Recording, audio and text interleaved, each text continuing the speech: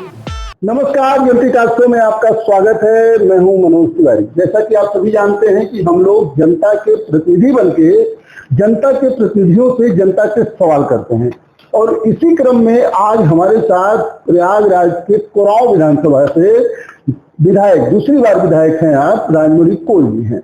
आप एक शिक्षक भी रहे हैं और आप 2 बार से विधायक भी हैं। 2017 में सबसे ज्यादा वोटों से आपने चुनाव जीता था। राजमणि कोल एक शिक्षित विधायक के रूप में जाने जाते हैं और पुराने भाजपाई हैं। भाजपा के मूल विधायक अगर आप देखेंगे प्रयागराज में तो कुछ ही लोग हैं, जिसमें राजमणि कोल जी हैं। तो आज राजमणि कोल जी से सौराओं की समस्याओं के बारे में, सौराओं में किए गए उनके 4 साल के कार्य के बारे में और जनता के तमाम सवाल उनसे पूछेंगे, तीखे सवाल पूछेंगे।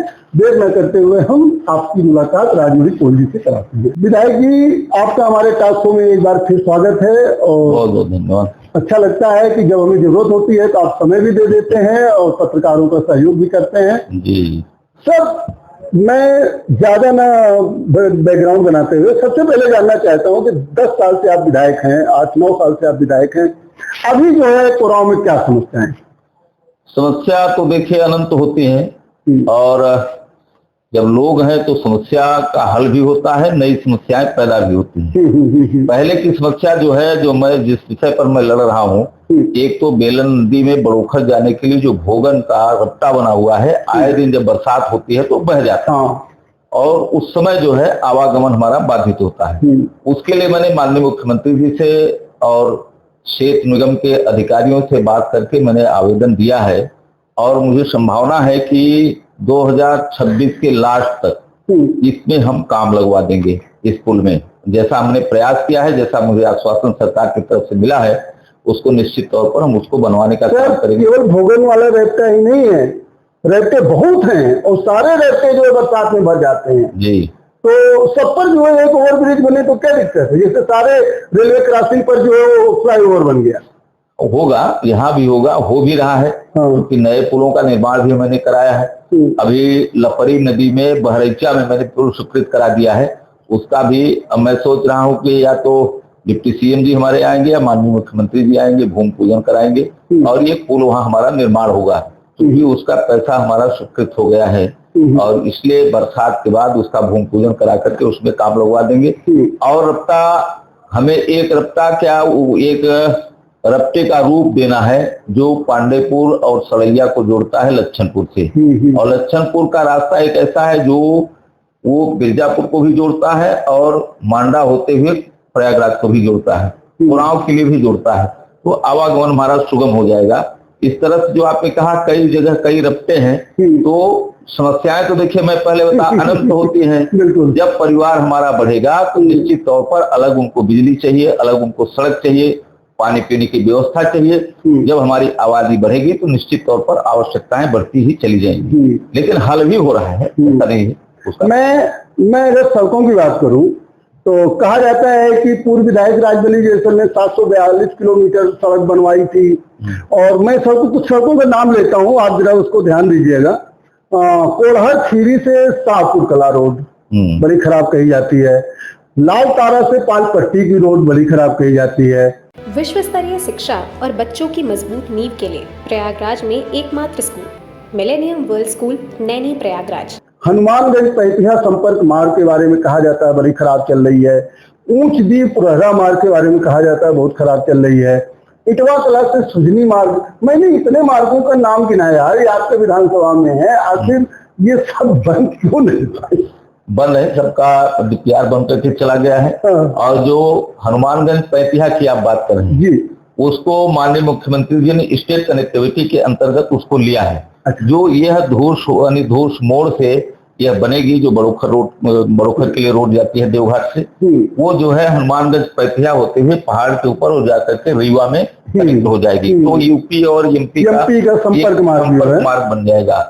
और जो रोडे हैं जिसे लालतारा वाली आप कह रहे हैं, लालतारा से पालपट्टी, तो एक तो मैंने बनवाया जो उसका नाम गलत छप गया था, जिसकी वजह से वो रोड बनी तो, लेकिन वो नहर वाली नहीं बनी। तो नहर वाली भी हमने पीएम सड़क योजना के अंतर्गत उसको डलवाया है, और निश्चित तौर पर जितनी आपने सड़कें गिराई हैं ये सब मेरे संज्ञान में है, और सबको मैं करीब करीब उसका जीर्णोद्धार के लिए उस सबको मैंने भेजा है। क्योंकि बरसात का समय है और डामरीकरण वो बन नहीं सकता है, तो बरसात के बाद इन सारी सड़कों का डिपियार भी बनकर चला गया है, हमको स्वीकृति भी मिल गई है और बरसात के बाद इन सड़कों में सारा अब तो 2027 में बहुत कम समय बचा हुआ है, डबल इंजन की सरकार है और 10 साल से बनवाए नहीं, विधायक जी आके इतना लेट हो गया। नहीं, 10 साल से नहीं खराब है भाई, 10 साल के पहले 10 साल तक ये थोड़ी, अभी तो दो साल पहले ये खराब हुई है। अब जो ये लालतारा वाली बता रहे हैं, लालतारा को हमने वहां से जोड़ा है पालपट्टी से, फर्क इतना पड़ा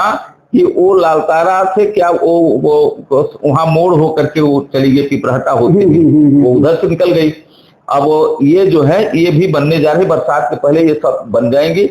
इसके पहले सड़कें हमारी, ऐसा नहीं है कि आज खराब है तो पहले भी खराब थी, अब ये खराब हुई है 5-6 महीने पहले से सारी सड़कें। यही तो राजबलीजेशन कहते हैं कि 742 किलोमीटर सड़कें मैंने बाद में आने वाले विधायकों ने जो है 742 किलोमीटर की जो सड़कें भी गिना रहे हैं वो पालपट्टी उनकी बनवाई हुई सड़क नहीं है, वो जो है अब गिनती। अब हम कह दें कि हमने जो है मेजा रोड से और मांडा यहाँ कहते हैं करछना से लेकर के हम कोरांव तक होते हुए मैंने इसको दूसरे सिगरौली तक जोड़ा है। ये मैं कह दूं कि मेरी बनवाई हुई है, लेकिन मेरे रिज्यूम में ये जो है हाईवे सड़क बनी है, वो सरकार ने हमारी कराई है और मैं सरकार में हूं, तो वो हम अपना मानकर चलते हैं कि सड़क मैंने बनवाया है, इसमें मेरा सहयोग हुआ है और हस्तक्षेप भी करता हूं मैं।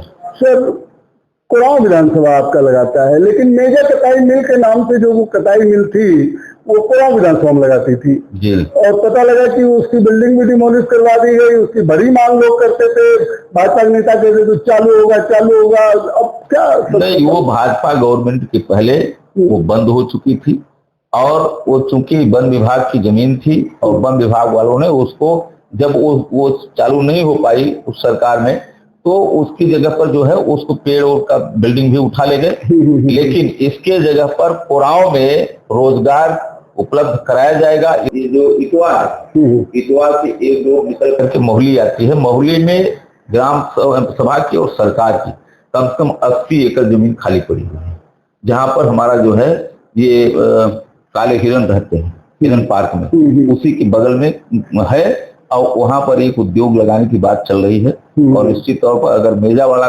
खत्म हुआ है तो हम उद्योग यहाँ पर हमारी सरकार यहाँ के लोगों को उपलब्ध कराएगी, इसी पर भी चल रही है। नेताजी, आगे मैं अगर बात करूं तो कहा जाता है कि कल ये था कि कैबिनेट की बैठक हो रही है, कल ही तो हुई थी, परसों हुई थी, परसों कैबिनेट की बैठक हुई थी, बहुत हल्ला था कि बड़ोखर को जो नगर पंचायत घोषित कर दिया जाएगा।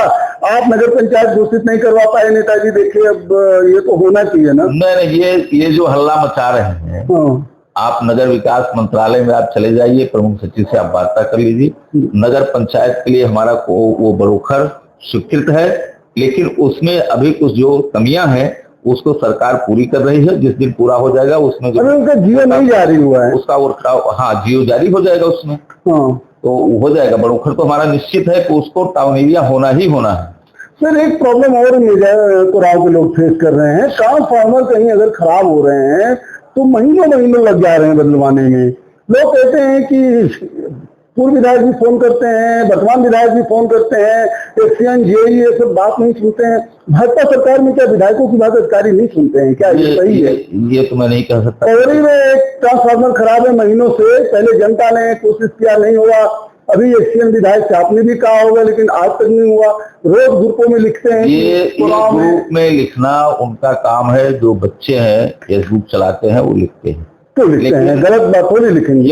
इसलिए लिखते हैं कि वो उनको लगता है कि ट्रांसफार्मर नहीं लग रहा है, लेकिन ट्रांसफार्मर के लिए जितनी शिकायतें मेरे पास आती हैं 24 घंटे में उसको बदलवा कर मैं वहां लगवा देता हूँ, चाहे 16 के लिए। तो आपका नंबर तो सारी जनता के पास है, तो लेकिन जब जनता मेरे पास फोन जहां से आता है उसको मैं करवाता हूँ, वो होता है, समय से उपलब्ध हो जाता है, चाहे वो 63 का हो। और मैंने कई ट्रांसफार्मर, यहाँ ट्रांसफार्मर नए भी लगाए गए हैं। 4 करोड़ रुपया मैंने कोरांव विधानसभा के नए जो क्षमता वृद्धि वाले ट्रांसफार्मर थे उसके लिए मैंने खर्च कराया है और शासन से ले आकर के यहाँ पर कुछ क्षमता वृद्धि वाले ट्रांसफार्मर भी लगाए गए हैं। अब एक बात और मैं बता दूं, ट्रांसफार्मर जलने का एक कारण और भी है। जैसे आपका 16 केवी का ट्रांसफार्मर है, इसका लोड कम है, अब 16 केवी के ट्रांसफार्मर पर अगर 100 लोग बिजली जलाएंगे तो निश्चित है को फूकेगा। तो उसके लिए भी हमने ये कहा कि आप उसकी क्षमता वृद्धि के लिए आप बनवा करके जाइए और एक्सचेंज पास मैं देता हूँ। और लेकिन हमको तो जानकारी होनी चाहिए कि ये कम है और क्षमता कम है, इसकी क्षमता को बढ़ाई जाए। लेकिन जहाँ के पहले तो ढेर सारे सब स्टेशन बने थे, अब इधर तो नया निर्माण तो कुछ हो नहीं रहा है। अगर सब स्टेशन ही कुछ और बन जाए तो हमें समझते हैं कि बिजली की समस्या कुछ साल होगा। क्योंकि एक जो है आपको नहीं पता होगा, मैं आपको बता दूं, लिंगियारी जो पावर हाउस हमारा है वो उसकी जमीन बहुत नीचे है, वो बरसात में डूब गया था। उसको हम उच्चीकरण कराने के लिए उसकी भी जमीन हमने तलाश ली है गांव सभा से। अब वहां से उठ करके वो जाएगा, एक तो बनेगा। दूसरा बड़ोखर में जो हमारा है, बड़ोखर का भोगन के पास में एक जमीन है जिसकी खतरा खतौनी और पूरे डॉक्यूमेंट्स विभाग को भेज दिए गए हैं, हम ही लेकर गए थे, दिए हैं। और उसका क्योंकि इसमें जो चेयरमैन ने हमको बताया बिजली विभाग के, और वो ये बताया कि इसमें कुछ पैसा भारत सरकार से आता है, उसी को वही पैसा लेट हो रहा है। दोनों पैसे आ जाएंगे तो आपको हम वहाँ पैसा उपलब्ध करा देंगे। फिर उसमें और प्रक्रिया पूरी हो गई है। सर, भारत सरकार से पैसा आता है, इस पर मेरे पास एक सवाल है। कभी जो है क्या कहते हैं 1000 ब्लास्टिंग कूप किसी विधायक ने जो है बनवाए थे अपने कार्यकाल में, उसके बाद 1000 ब्लास्टिंग कूप और भी आया था जिसमें 10% रुपया जो है स्टेट गवर्नमेंट देती है और नाबार्ड देता है। आप बताइए, स्टेट गवर्नमेंट से 10% रुपया नहीं ला पाए और वो चला गया। नए कुएं हमारे बन रहे हैं, कहाँ चला गया? वो तो कुएं की खुदाई हो रही है। अच्छा, गांव में आप इधर सलैया में है, 2-3 गांव का मैं बता रहा हूँ, वहाँ गिरगोठा में है और इधर गिरुआडीह में है। कई गांव में वो कुओं का निर्माण हुआ है और कुछ जो कुआं अधूरे पड़े हैं और बरसात की वजह से पड़ गए हैं, बरसात के बाद उसको पूर्ण करा दिया जाएगा। कुआं हमारे जितना भी भारत, मैं गाइड भी करता हूँ, सारे अधिकारी वहां पर लगे हुए हैं, कूप का निर्माण हो रहा है। हाँ, काम अभी अधूरा है, इस बात को मैं स्वीकार करता हूँ। तो शुरू हुई है नेताजी? नहीं, शुरू नहीं हुई है, जब बहुत कुएं बन गए हैं हमारे। अच्छा, आप सर्वेक्षण कराइए, कुएं ज्यादा से ज्यादा हमारे बन गए हैं। पेंडिंग में हमारे कुएं 10-20 कुएं ऐसे हैं जिनका निर्माण होना शेष है। कहते हैं कि गांव पानी के लिए जो टंकियां बनवाई जा रही हैं वो फेल हो गई व्यवस्था। ये फेल नहीं है, ये बन रही है। आप टीचर में चले जाइए, वहां पता लगा कि पानी सप्लाई नहीं है। सप्लाई तो भी नहीं हुई, जब हमारा काम को अब टंकियां जब नहीं बन पाई है तो टंकियों को बनवाने में समय लग रहा है ना। नहीं, ये फूलपुर में टंकियां बन गई हैं, फाफाओं में टंकियां बन गई हैं, सुराव में टंकियां बन गई, सप्लाई हो रहा है पानी का, मेजा में हो रहा है। ये कुराव का कुराव देखिए, एक तो कुराव पीछे है और शहर से काफी दूरी पर है। और यहाँ जो है आने में थोड़ा समय लगता है, लेकिन काम यहाँ भी शुरू है। और अभी देखिए पानी सप्लाई में, अभी मैं निचोड़ आपको बता रहा हूँ एग्जैक्ट, अभी 6 महीने बाद हम पानी कुराव के नल द्वारा दे पाएंगे, क्योंकि अभी जो काम हमारे अधूरे हैं, बरसात में हो नहीं पाएंगे। टंकियों का निर्माण हर गांव में अभी अधूरा पड़ा है, नहीं हो पा रहा है, उसमें तेजी आएगी और 6 महीने के अंदर यहाँ काम दुरुस्त हो जाएगा। कुराव जो है बहुत किसानों का एकदम क्षेत्र कहा जाता है, बहुत धान पैदा होता है, बहुत गेहूं पैदा होता है, और कहा जाता है कि सिंचाई की बड़ी असुविधा है। किसी विधायक ने 74 चेक डैम बनवाए थे, उसके बाद चेक डैम नहीं बने। 74 चेक डैम जो मांगी जी ने बनवाया जी, वो भी स्थल भी दिए होंगे कि यहाँ मैंने बनवाया नहीं, मतलब संख्या मुझे पता लगी। ये संख्या मैं इस बात पर नहीं जाना चाहता, उनका विषय है, कितना बनवाए वो जाने। लेकिन सिंचाई के लिए हमने जो है व्यवस्था यहाँ पर, जहाँ पर नहरें संभव है, जितनी भी हमारी नहरें अधूरी थी वो सारी नहरों को बनवा करके हमने उसमें पानी डलवा दिया और उसमें पानी सिंचाई शुरू हो गई है। क्योंकि यहाँ का पाल क्षेत्र माना जाता है, दक्षिणांचल बड़ोखर है, संसारपुर है, और इधर का भाग, वहां नहर नहीं बनाई जा सकती है। और एक जगह तो लिफ्ट लगी, टुड़ियार लिफ्ट कैनाल है, टुड़ियार लिफ्ट कैनाल से हमारे कुछ गांव के लोगों को पानी मिलता है, किसानों की सिंचाई होती है। अभी क्षमता वृद्धि में हमने एक ट्रांसफार्मर वहां पर और बढ़वाया है, उसकी क्षमता कि नहर में पानी हमारा ज्यादा जाए, ताकि ज्यादा से ज्यादा किसानों को पानी उपलब्ध हो जाए। और उसमें एक शाखा और निकलनी थी, उसका भी मैंने प्रस्ताव दिया है कि उसका बजट आ जाए कि उसी में से भेड़ नहर से एक शाखा निकल जाएगी जो बड़ोखर और अमिलिया पाल करके है, और हड़िया तक ये पानी हमारा जाएगा, वहां तक सिंचाई की जाएगी। प्रयास सरकार का चल रहा है, ऐसा नहीं है कि और चेक डैम भूमि संरक्षण विभाग के द्वारा यहाँ पर कई चेक डैम भी बनाए गए हैं। ऐसा नहीं है, चेक डैम भी बनाए गए हैं।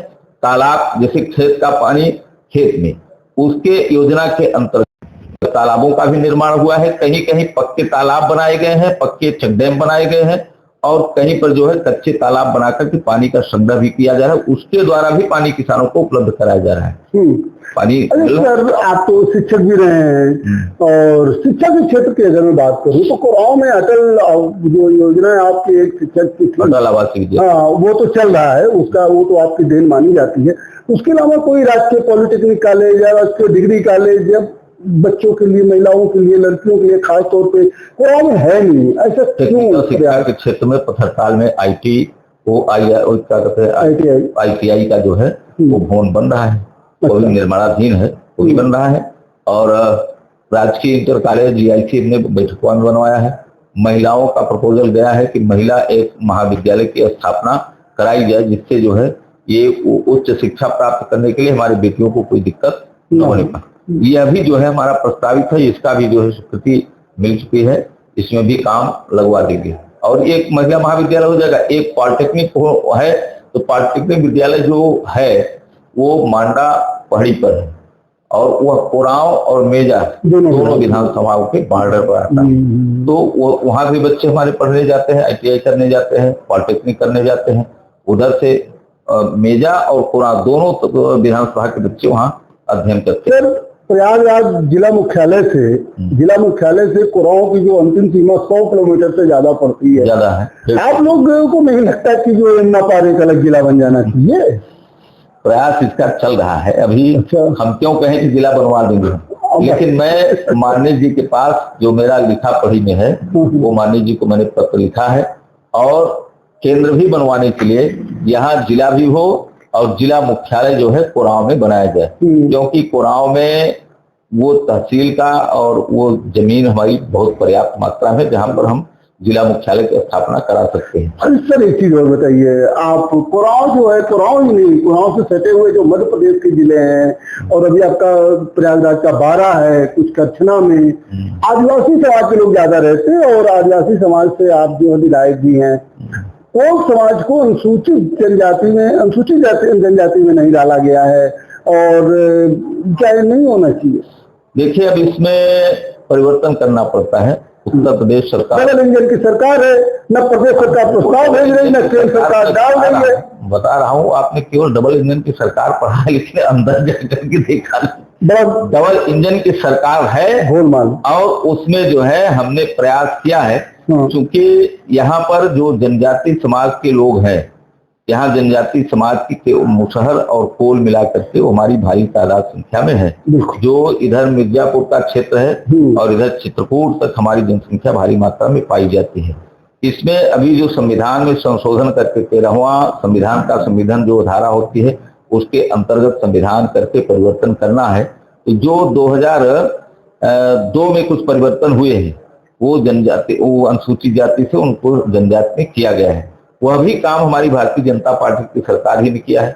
उसमें चीफ मिनिस्टर हमारे राजनाथ जी हुआ करते थे, वो हुआ है। यह भी प्रस्ताव हमारा भारत सरकार को मुख्यमंत्री जी ने भेज दिया है। जब भी कैबिनेट केंद्र की बैठेगी, जिसे इसमें सदन चल रहा है, इसमें हो सकता है कोई विषय आएगा। तो भारतीय जनता पार्टी के सहयोगी हैं डॉक्टर संजय निषाद, निषादों को सूची जात में शामिल करने के लिए रोज बोलते हैं, कहते हैं सरकार धोखा कर रही है, डबल इंजन की सरकार 370 हटा सकती है, राम मंदिर बनवा सकती है, तो निषादों को जो है क्यों नहीं शामिल कर लेती है अनुसूचित जाति है? तो आपको क्या लगता है इतना आसान है? माननीय मंत्री, ये तो कोई समाज के साथ ये धोखा हो रहा है। ये तो माननीय मंत्री जी का विषय है, और ऐसा नहीं है कि इतने जल्दी किसी जात बिरादरी को, उनको दूसरे को उसमें जाति में या दूसरे ट्राइबल में या अनुसूचित बैकवर्ड से अनुसूचित जात में कराना, ये बहुत आसान नहीं होता है। और निषाद भाई जो है बैकवर्ड में, वो पीछे जा रहे हैं, वो अनुसूचित जाति में जा रहे हैं। बहरहाल कोई नीचा और ऊंचा नहीं होता है, ये दूसरी बात है। आरक्षण का केवल मतलब है, मैं ये जानना चाह रहा था कि कोरांव एक पहाड़ी क्षेत्र है, यहाँ तो सीमेंट की फैक्ट्री लग सकती है, यहाँ जो है टाइल बनाने की तमाम ऐसी चीजें लग सकती हैं, कोई इंडस्ट्री नेताजी लगी नहीं, जबकि कोरांव तो प्राकृतिक संसाधनों से भरपूर है। इसको पूर्व विधायकों ने भी शायद नहीं प्रयास किया होगा, वर्तमान विधायक ने क्या प्रयास किया? अब वो किए कि नहीं किए उनका विषय था, वो जाने। प्रयास हमारा चल रहा है, क्योंकि जो इन्वेस्टर समिट हुई थी लखनऊ में, उसमें भी हमने इस विषय को, हम बैठे तो नहीं थे, लेकिन माननीय मंत्री जी के माध्यम से ये समिट में जोड़ा गया है। विधानसभा में लगना चाहिए, क्योंकि वो बैकवर्ड है, पिछड़ा हुआ क्षेत्र है और बेरोजगार ज्यादा संख्या में है, तो यहाँ जो है कम से कम लोगों को रोजगार उपलब्ध हो जाएगा, ऐसा प्रयास मेरा भी है और सरकार से मैंने आग्रह किया है। अब वो देखिए, प्रयास करना अपना विषय है। अब सरकार जल्दी से जल्दी उस पर प्रक्रिया ले आकर के यहाँ पर एक रोजगार उपलब्ध कराएंगे, ये मेरा संकल्प भी है। सर, कुराओं की मार्केट, हमने सुना है कि कुराओं की मार्केट दूर दूर के लोग करते हैं, मेजा वाले, मांडा वाले, वो इलाहाबाद प्रयागराज सिटी न जाकर के कुराओं की मार्केट करते हैं। लोहे का सामान हो, बर्तन का सामान हो, किसानों का सामान हो, जूतों का सामान हो, सब कुछ अच्छा होता है। आखिर क्या अच्छा होता है कि कुराओं भी एक रेलवे स्टेशन से जुड़ा होगा? कुराओं के लोगों को ट्रेन पकड़नी हो तो कितनी दूर जाना पड़ता है? तो इसका प्रयास सर होना चाहिए ना, आखिर क्यों इसको पिछड़ा करके ही रखे हैं लोग? अब उसमें देखिए, जो रेलवे विभाग की बैठक हुई थी माननीय मंत्री जी के साथ, हमारी उस समय लोकप्रिय सांसद रीता बहुगुणा जोशी हुआ करती थी। प्रयागराज रेलवे स्टेशन के बगल में वो जो ऑफिस था, उसमें हम लोगों की बैठक हुई थी।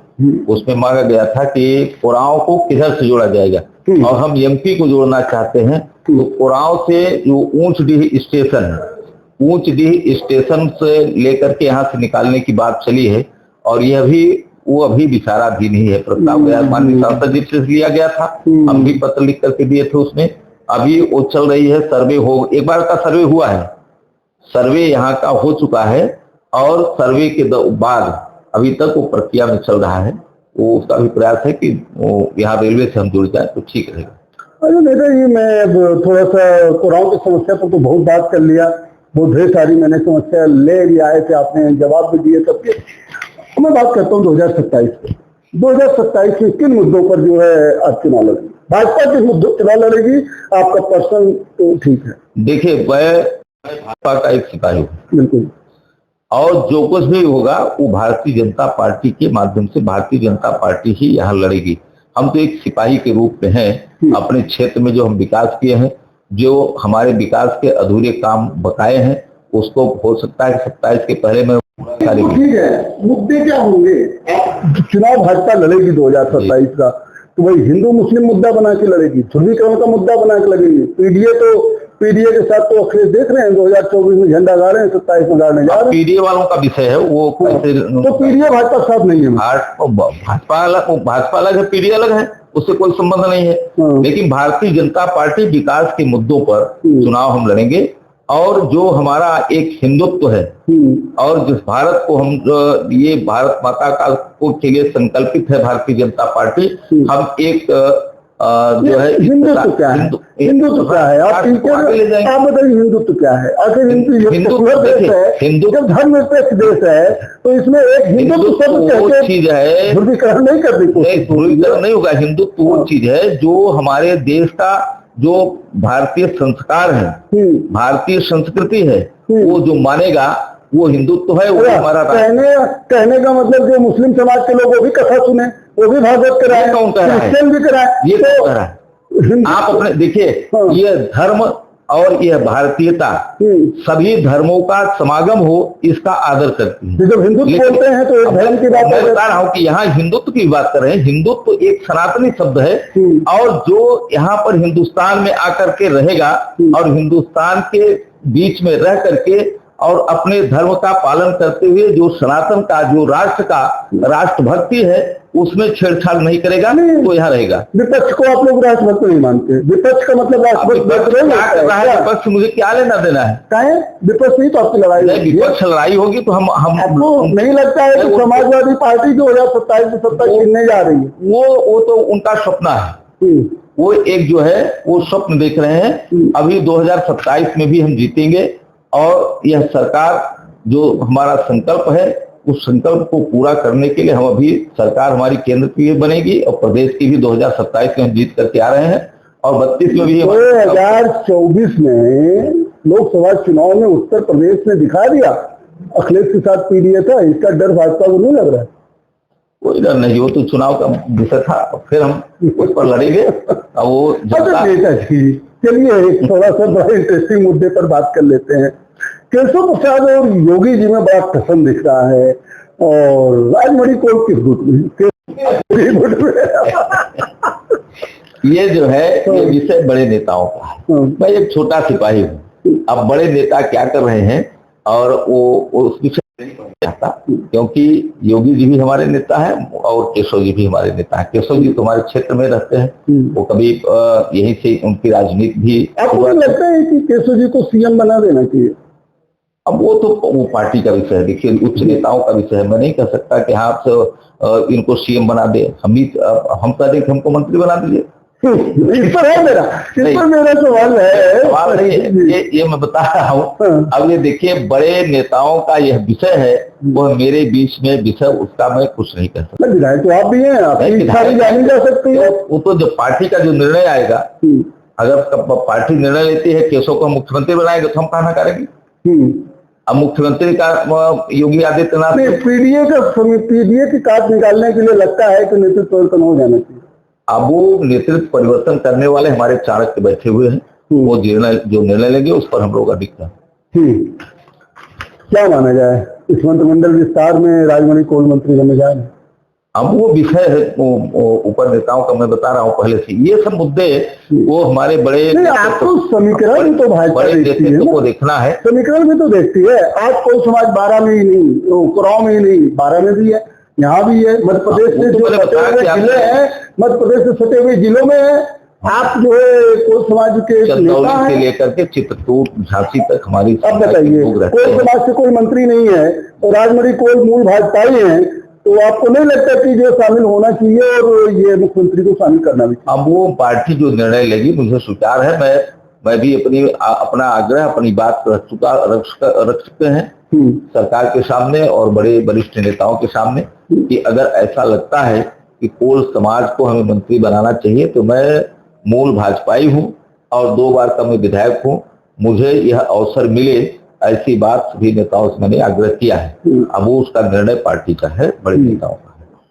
अच्छा ये बताइए, आज 2 सवाल और पूछूंगा, ज्यादा नहीं। आदिवासियों की क्या समस्या है और आदिवासी समाज के लिए राजमणि कोल अभी कितनी लड़ाई लड़नी है? देखिए आदिवासियों की समस्या है मूल रूप से, मूलभूत समस्या उनके लिए आवास की थी। उसकी लड़ाई लड़ करके आज मैंने कोल मुख्यमंत्री आवास के नाम से यह योजना पारित कराई है, और जो भी परिवार हमारा भवन से छुटा हुआ था वो पहले भी दिया गया और आज भी उनको चिन्हित करा करके उनको कोल मुख्यमंत्री आवास में जोड़ करके उनको दिया जा रहा है। सर एक मिनट, और अब बात आती है जमीन की। वो ठीक है, हमने स्वीकृत करा दिया, वो भवन कहाँ बनाएंगे? अभी तालाब पर लोग बसे हुए हैं, तालाब से हम सरकार क्या कोर्ट खाली करा रही है कि आप तालाब छोड़िए। तो जो गांव सभा में बची हुई जमीनें हैं, मैं एसडीएम मेजा और एसडीएम कोराव दोनों की बैठक लेकर के ये कहा, ग्राम वाइज आप इसका चयन कर लीजिए, जमीन का मूल्यांकन कर लीजिए, पता कर लीजिए। अभी तक कोराव में कितने कोल समाज के लोगों को कोल आवास योजना, मुख्यमंत्री कोल आवास योजना का घर मिल चुका है? अब 80% मानिए उनको प्राप्त हो चुका है। 80% संख्या कुछ होगी, 80% जो संख्या है 80% कोल घर पा चुके हैं ना, वो हम पा चुके हैं। प्रधानमंत्री आवास योजना, प्रधानमंत्री आवास नहीं, मुख्यमंत्री आवास और प्रधानमंत्री दोनों आवास मिला करके अब मैंने मूल्यांकन किया, मैं ले आया हूँ, मैं जाता हूँ वहां पर देखा हूँ 20% ऐसे लोग हैं जो जहां पर परिवार बढ़ा है, बेटी की शादी हो गई, बहू आ गई, वो परिवार अलग हो गया, ऐसे परिवार हमारे छूटे हुए हैं।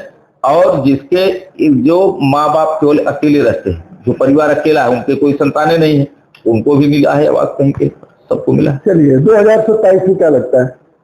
2027 में भाजपा सरकार बनेगी, आप चिंता मत करिए। आप फिर राजमणि कोल तीसरी बार विधायक बनेंगे? हाँ, ये आप फिर इंटरव्यू ले सकती है। आगे की क्या योजना है?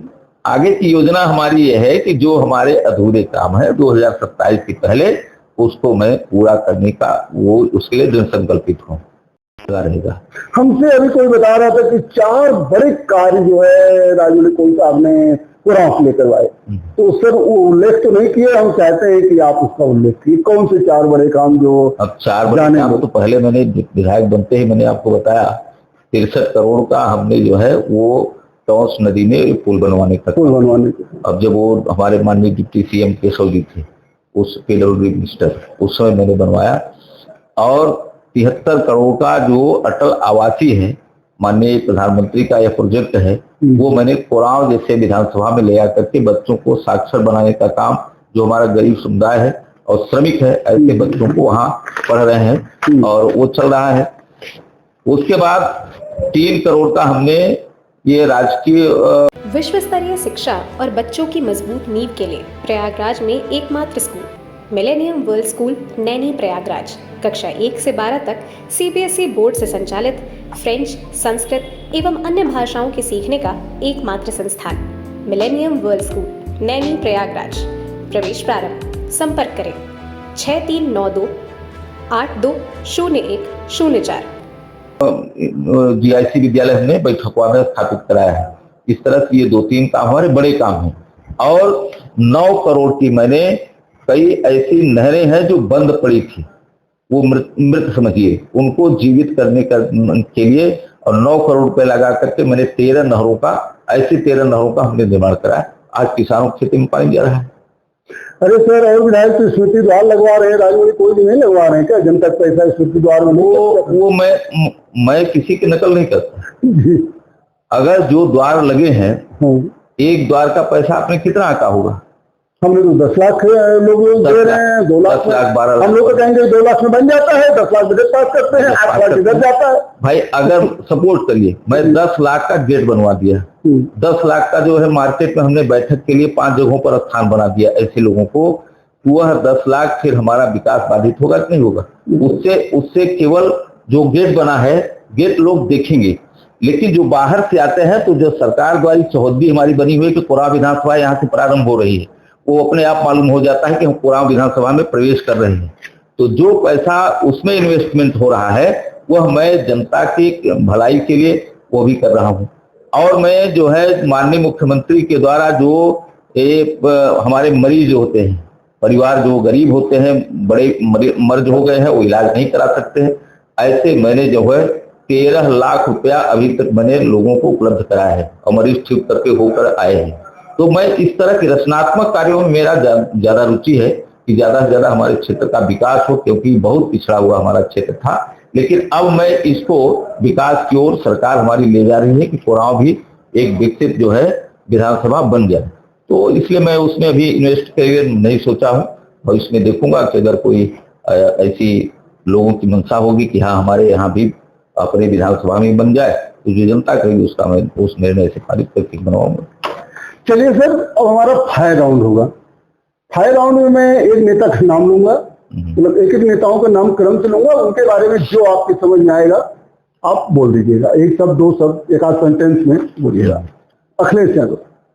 अखिलेश यादव जी तो विपक्ष की राजनीति करते हैं, मैं उनके विषय में तो कुछ नहीं कर सकता।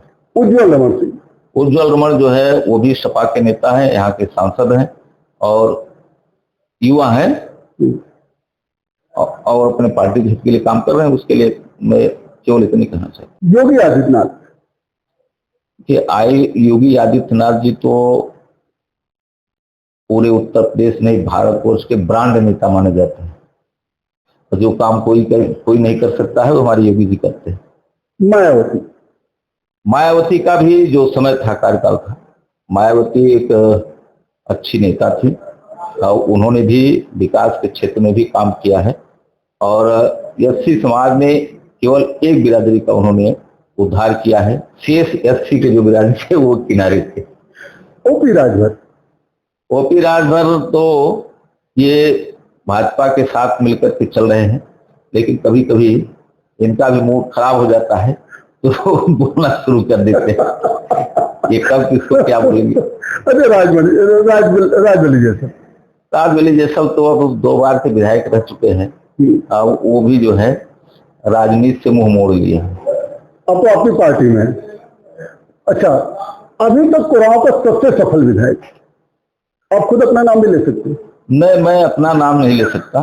इसका जब मूल्यांकन लोग करेंगे तो मैं सफल हूं कि मेरे पीछे पहले वाले विधायक थे वो सफल है। सवाल तो आपसे, नहीं, मेरा सवाल है, मुझे जो जिम्मेदारी मिली है उसका निर्वहन कर रहा हूँ। मैं अपने से नहीं कह सकता कि मैं बहुत बड़ा नेता हूँ। किसी का नाम बताइए जो पूर्व में रहे हो, सबसे सफल हो।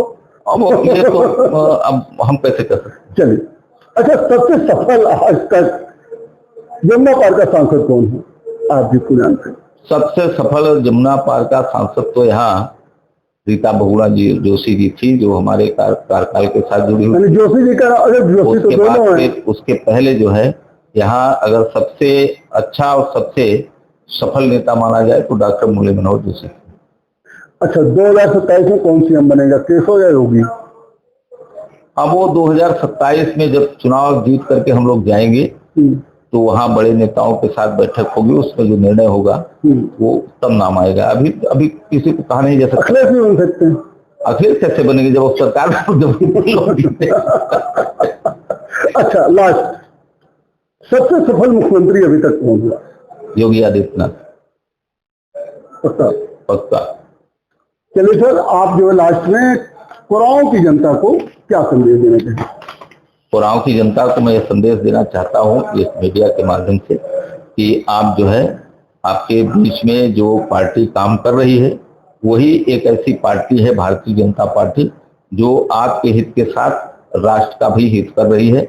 और ज्यादा से ज्यादा लोग अभी भारतीय जनता पार्टी के साथ ही जुड़े हुए हैं और भारतीय जनता पार्टी के साथ रहेंगे। चलिए विधायक जी, आज फिर आपने हमको समय दिया। 2027 में आप विधायक बनेंगे तो फिर हम आप, जैसा कि आपने देखा हमारे साथ कुराओं से विधायक राजमणि कोल जी थे। आपका कहना है कि कुराओं में उन्होंने बहुत काम किए हैं और लगातार काम कर रहे हैं। विकास एक ऐसा वर्क है जो कभी रुकता नहीं है और विकास की जरूरत हर इंसान को, हर समाज को हमेशा पड़ती रहती है। उसके अलावा जो है अटल आवासीय विद्यालय का उन्होंने जो है निर्माण करवाया। उसके साथ जो मुख्यमंत्री कोल आवास योजना ला करके कोल समाज के लोगों को जो है घर दिलाने का काम किया। और उसके अलावा कोल समाज को अनुसूचित जाति में जो है शामिल कराने के लिए भी आपने प्रयास किया। राजकीय इंटर कॉलेज का भी जो है आपने प्रबंध किया, साथ में राजकीय महाविद्यालय और पॉलिटेक्निक कॉलेज के लिए आप प्रयासरत हैं। यहाँ तक कि रेलवे की कुराओं को जोड़ने के लिए भी आपने काम करने की कोशिश की है। और आपका कहना है कि 2027 का चुनाव आने के पहले पहले कुराओं एरिया में एक जो है इंडस्ट्री लगाई जाएगी। इसका प्रस्ताव और इसका जो है क्या कहते हैं कि पूरा प्रयास राजमणि कोल जी का है। आगे भी हम आपकी मुलाकात राजमणि कोल से करवाएंगे और देखते रहिए एमटी टॉक शो। बहुत बहुत धन्यवाद, बहुत बहुत धन्यवाद।